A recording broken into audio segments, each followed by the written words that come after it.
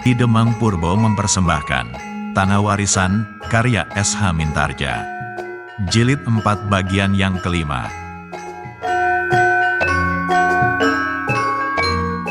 Pada akhir bagian keempat yang lalu, hati para pengawal sudah mulai tergerak akibat perkataan Ki Tambi, tetapi masih saja Ki Demang tetap terlalu berperhitungan dan tidak berbuat apa-apa. Apa yang akan terjadi selanjutnya? Silahkan ikuti bagian ini. Temunggul, pemimpin para pengawal Kademangan itu pun sama sekali masih belum mengatakan sesuatu, meskipun sebenarnya hatinya sendiri bergolak. Tetapi sampai saat itu ia masih mempunyai perhitungan sendiri. Ia masih mencemaskan nasib Ratri. Apabila orang-orang Panembahan Sekar Jagat itu marah, maka nasib Ratri akan menjadi tidak terlampau baik. Tetapi apabila kita biarkan saja mereka berbuat sewenang-wenang, maka Kademangan ini benar-benar akan kering. Dan apakah dapat dijamin bahwa setelah mereka memeras habis kekayaan di Kademangan ini, tidak akan mengganggu gadis-gadis? Apabila mereka sudah tidak memerlukan Kademangan ini lagi, maka apapun dapat mereka lakukan. Memusnahkan Kademangan ini dan merampas gadis-gadis. Apabila angan-angan Temunggul telah sampai sedemikian jauh, maka tiba-tiba ia menggeretakkan giginya sambil menggeram di dalam hati. Kita harus bangkit melawan. Kita harus menyelamatkan seluruh isi Kademangan ini, terutama Ratri. Temunggul mengangguk-anggukkan kepalanya. Terbayang sekali lagi perkelahiannya melawan orang-orang Panembahan Sekar Jagat. Desisnya di dalam hatinya, mereka ternyata adalah orang-orang biasa. Mereka dapat juga dilawan. Sentuhan tanganku dapat juga mengenai tubuhnya. Mereka sama sekali bukan iblis. Tetapi Temunggul pun belum pernah menyatakan perasaannya itu. Ia masih menyimpannya seperti kawan-kawan yang lain. Hanya sekali-sekali terloncat juga 1-2 patah kata. Namun di dalam lingkungan yang sangat terbatas. Meskipun demikian, yang 1-2 kata itu agaknya telah merambat pada setiap hati para pengawal. Seperti percikan api yang terbalut di dalam sekam. Setiap saat, apabila datang suatu kesempatan, maka setiap dada itu pasti akan meledak. Mereka hanya menunggu, tetapi mereka tidak tahu apakah yang sebenarnya mereka tunggu. Karena pimpinan tertinggi dari Kademangan mereka sama sekali tidak memberikan arah apapun juga untuk mengatasi persoalan itu. Meskipun demikian ketika para pengawal, terutama anak-anak mudanya, meninggalkan Kademangan, mereka telah membawa persoalan di dalam hati mereka. Persoalan Kademangan mereka yang semakin lama menjadi semakin miskin. Hari depan Kademangan mereka yang suram dan hari depan mereka sendiri. Sejak peristiwa di ujung batas Kademangan Candisari dan sejak salah seorang dari pengikut Panembahan Sekar Jagat berada di Kademangan, Candisari seakan-akan disaput oleh nafas yang lain dari kebiasaannya. Para pengawal tampak menjadi semakin tegang, meskipun di dalam hati. Diam-diam mereka selalu mengasah senjata-senjata mereka dan menyimpannya baik-baik. Mereka merasa suatu ketika senjata-senjata itu akan mereka pergunakan. Apabila mereka keluar rumah, ke sawah, dan apalagi mereka yang sedang meronda, maka senjata-senjata itu tidak pernah terlepas dari lambung mereka. Agaknya Ki Tambi tidak henti-hentinya berbisik kepada setiap telinga bahwa waktunya sudah hampir tiba untuk bangkit dan melawan kekuatan Panembahan Sekar Jagat. Mereka adalah manusia-manusia biasa. Ki Tambi selalu membesarkan hati anak-anak muda itu. Tetapi bagaimana dengan Panembahan Sekar Jagat sendiri? Ia pun manusia biasa. Bukankah orang-orangnya sama sekali tidak mampu melawan Putut Sabuk Tampar? Seandainya Panembahan Sekar Jagat sendiri akan turun ke Kademangan ini, itu akan berarti Resi Panji Sekar pun akan muncul pula. Siapa mereka? Mereka pun orang-orang biasa. Kalau kita tidak dapat melawan seorang lawan seorang, maka kita akan melawan bersama-sama. Anak-anak muda itu mengangguk-anggukkan kepala mereka. Ya, kami menunggu saat yang demikian. Sementara itu Bramanti sama sekali tidak pernah keluar dari halaman rumahnya. Sehari-hari kerjanya hanya duduk di bawah pohon sawo menganyam keranjang, wuwu dan kadang-kadang macam-macam barang yang lain. Adalah kesenangannya sejak kecil, bermain-main dengan rautan bambu. Sejak umur 8 tahun, ia sudah dapat membuat kipas api dan serok dapur. Tetapi kadang-kadang panjanglah yang tiba-tiba saja telah berada di regol halaman. Setiap kali ia selalu singgah ke rumah itu. Kadang-kadang pada saat ia berangkat ke Kademangan, kadang-kadang setelah ia pulang. Bahkan kadang-kadang Panjang sengaja datang ke rumahnya meskipun ia tidak pergi ke Kademangan. Kecuali Panjang, Kitambilah yang sering singgah ke rumah itu pula. Kitambi senang sekali melihat hasil anyaman tangan Bramanti, sehingga kadang-kadang ia membawa sepotong dua potong barang anyaman dari Bramanti. Kau dapat membuatnya lagi, ceting ini aku bawa pulang. Bramanti hanya tersenyum saja, tetapi akhir-akhir ini aku lihat kau tidak pernah keluar. Bramanti, bertanya Kitambi kemudian. Aku tidak mempunyai kepentingan apapun di luar rumah ini, Paman. Apakah kau sekali-kali tidak ingin pergi ke Kademangan, berkumpul dengan anak-anak muda yang lain? Itu hanya akan menimbulkan persoalan saja, Paman. Aku tidak begitu disukai. Kitambi mengerutkan keningnya, lalu katanya, aneh Bramanti. Orang yang terluka itu, yang kini masih berada di Kademangan, pernah berkata bahwa ia melihat Putut Sabuk Tampar di Kademangan ini. Dahi Bramanti tiba-tiba berkerut, betulkah begitu? Ya, kau ingat orang yang aku bawa lewat halaman rumahmu ini beberapa hari yang lalu? Ya, Paman, ia menunjuk kau ketika kemudian ia jatuh pingsan. Ah, Kitambi tertawa, mungkin ia salah lihat. Tetapi begitulah katanya, ia melihat Putut Sabuk Tampar di Kademangan ini.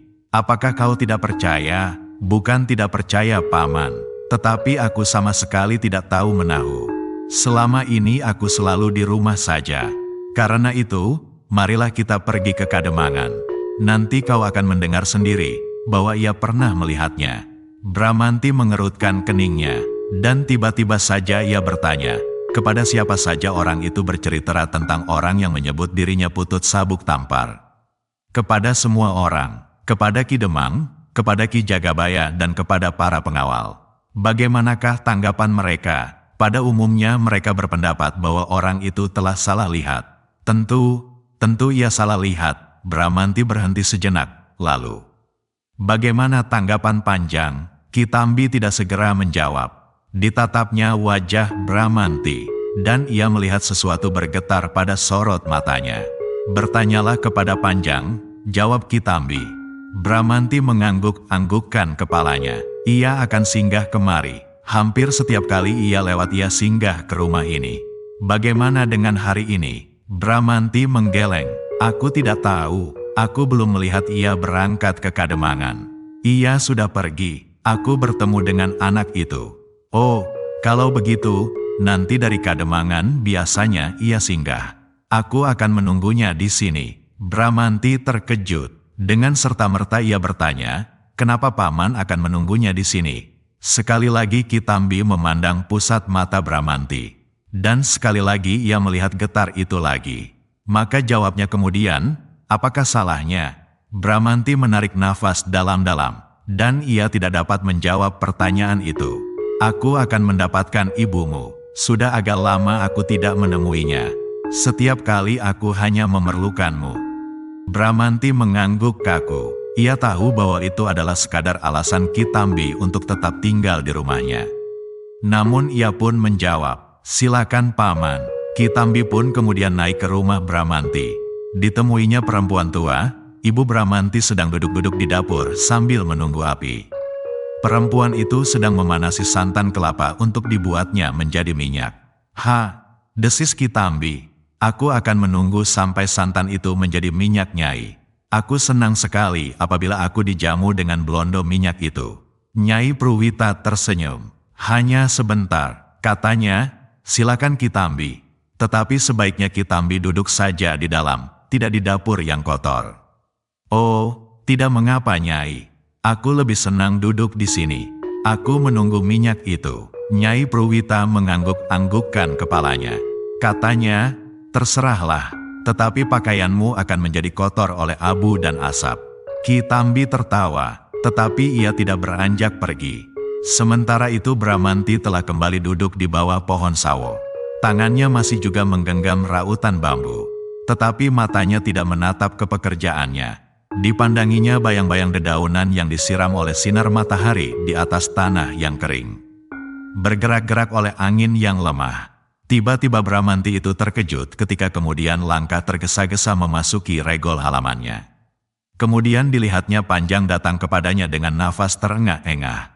"Kenapa kau Panjang?" Panjang duduk di samping Bramanti. Dicobanya untuk mengatur nafasnya sambil mengibas-ibaskan lengan bajunya.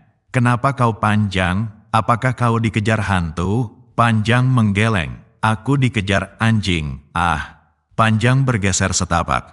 Lalu seakan-akan berbisik ia berkata, "Orang itu telah dilepaskan lagi." "Siapa maksudmu?" "Pengikut Panembahan Sekar Jagat." Bramanti mengerutkan keningnya. Namun sebelum ia bertanya, Kitambi telah muncul dari balik pintu. Kau Panjang?" "Ya, Paman. Apakah ada berita baru mengenai Ki Demang? Atau Ki Jagabaya atau mengenai kau sendiri?" bertanya Kitambi sambil mendekat. Panjang tidak segera menyahut. Namun Bramantilah yang menjawab, "Ada Paman. Tentang orang yang sedang sakit itu." "Kenapa dengan orang itu?" Bramanti berpaling ke arah Panjang. Desisnya, "Benarkah begitu? Orang itu dilepaskan?" "Dilepaskan?" Kitambi mengulang. Panjang mengangguk-anggukkan kepalanya. "Ya, Paman. Orang itu telah dilepaskan." Kitambi mengangguk-anggukkan kepalanya pula. Desisnya, "Aku sudah menyangka. Tetapi apakah alasan Ki Demang kali ini?" "Sama seperti lagunya yang lama. Untuk kepentingan Kademangan ini." "Dan apa kata Ki Jagabaya dan bebahu Kademangan yang lain?" "Sama saja seperti yang pernah terjadi." Mereka diam saja sambil memberengut. Kitambi menarik nafas dalam-dalam. "Apa katamu Bramanti?" Bramanti termenung sejenak. Dan hati-hati ia menyahut, "Apakah orang itu sama sekali sudah tidak berguna Paman?" "Sebenarnya orang itu diperlukan di sini. Mungkin dapat kita jadikan tanggungan, meskipun kemungkinan itu kecil sekali. Karena bagi orang-orang seperti Panembahan Sekar Jagat, mereka yang sudah tidak berguna, pasti akan dibiarkannya saja. Bahkan mati sekalipun. Tetapi kepentingan kita yang lain, kita akan dapat gambaran tentang kekuatan Panembahan Sekar Jagat daripadanya.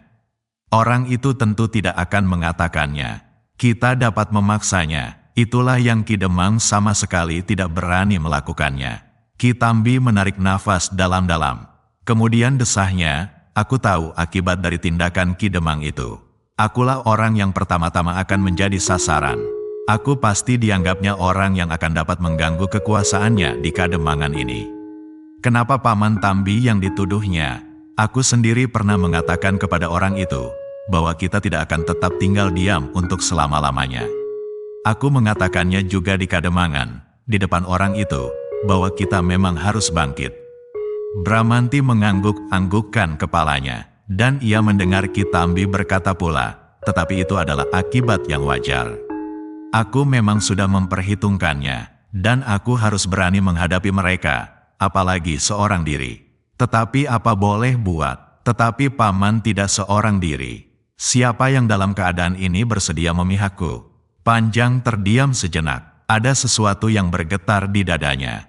Namun ia hanya dapat menelannya kembali. Meskipun demikian Kitambi dapat menangkap sorot mata itu, sehingga ia berkata, "Mungkin ada juga orang lain yang tidak rela melihat hal serupa itu terjadi. Tetapi apa artinya apabila mereka tetap tinggal diam?" Panjang menggigit bibirnya, dan dengan sendat ia akhirnya berkata, "Aku akan berusaha Paman, agar Paman tidak harus menghadapi mereka seorang diri."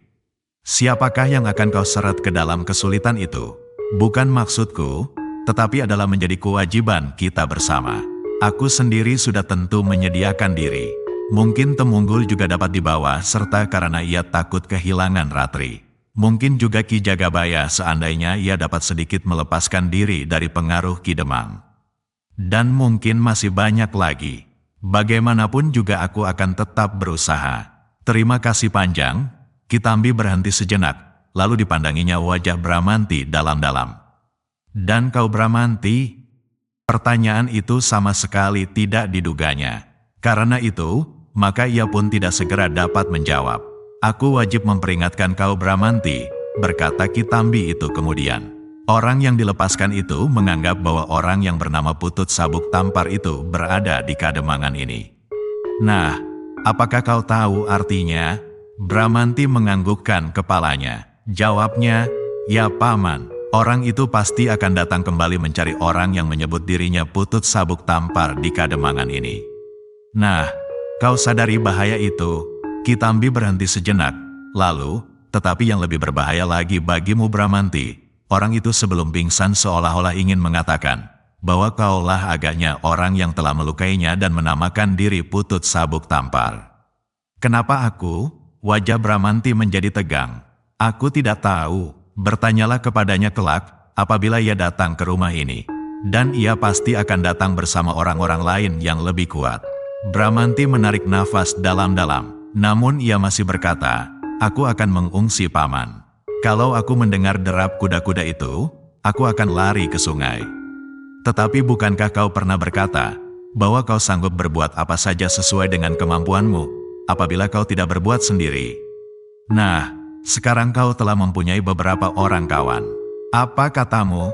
Bramanti merasa semakin tersudut, namun ia masih menjawab, Paman, jangan perhitungkan aku. Betapa aku ingin membantu, tetapi tenagaku sama sekali tidak akan berarti apa-apa bagi Paman dan bagi orang-orang yang lain. Aku harap bahwa Temunggul akan bangun dari tidurnya, meskipun seandainya ia khusus berbuat untuk Ratri. Mudah-mudahan, terdengar Panjang berdesis.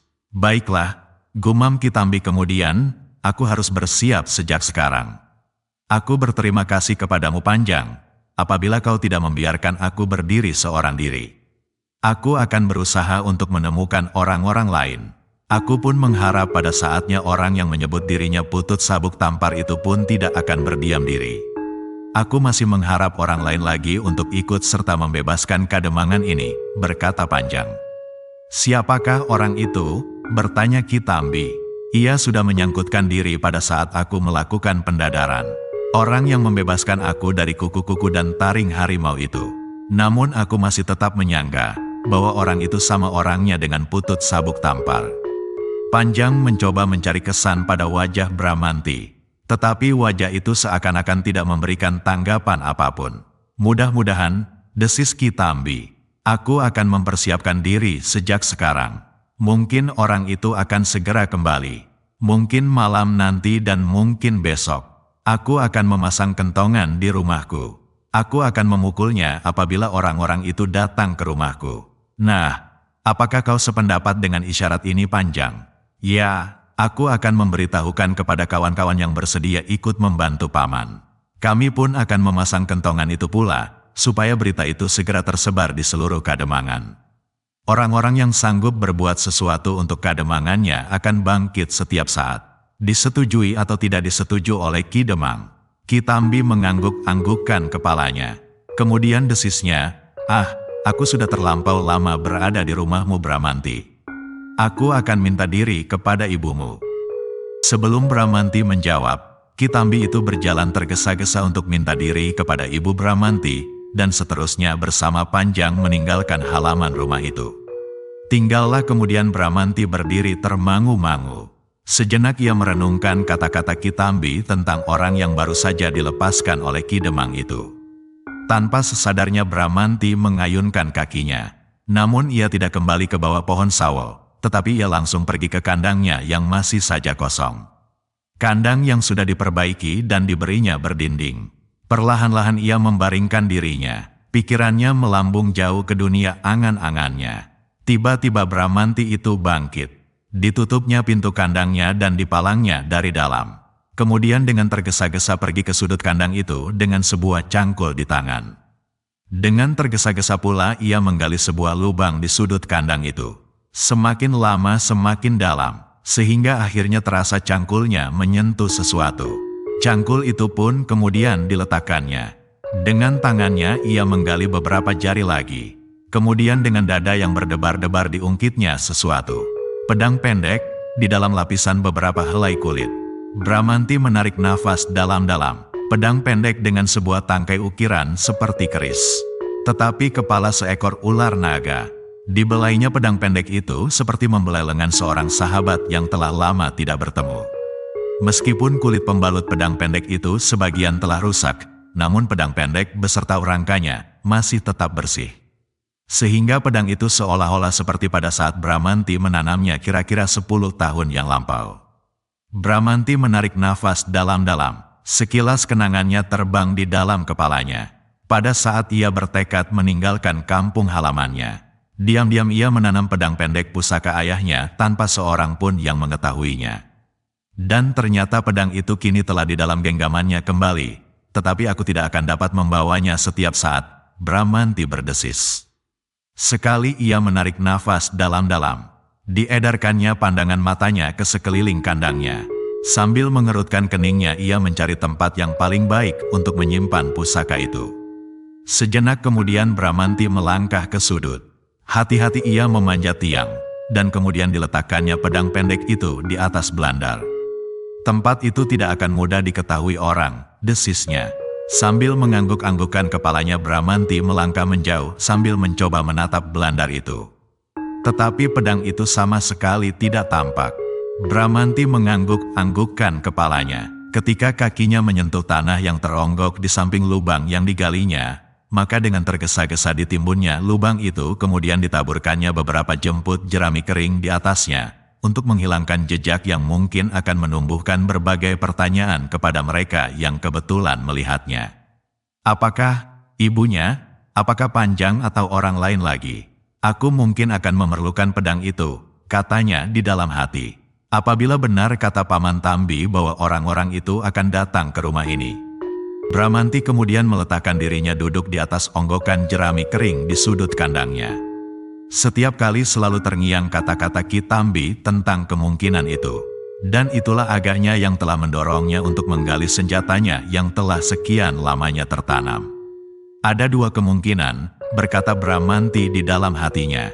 Mungkin orang-orang Panembahan Sekar Jagat akan datang untuk mencari orang yang menyebut dirinya Putut Sabuk Tampar seperti yang dikatakan oleh Paman Tambi.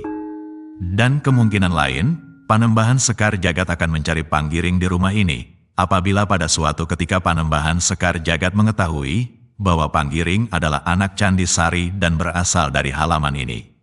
Agaknya nama Panggiring akan semakin meluas dan menumbuhkan persoalan di antara mereka. Tanpa sesadarnya ia mengangguk-anggukkan kepalanya. Kemudian dihentakkannya tangannya sambil menggeram. Aku akan menghadapi segala kemungkinan.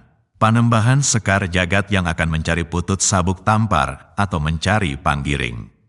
Atau kemungkinan yang lain, apabila Panggiring sendiri datang untuk menguasai Kademangan ini pula dengan cara yang kasar.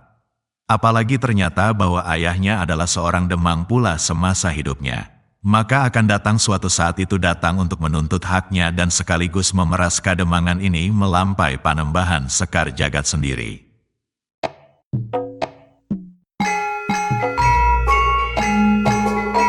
Demikianlah cerita jilid 4 bagian kelima ini berakhir.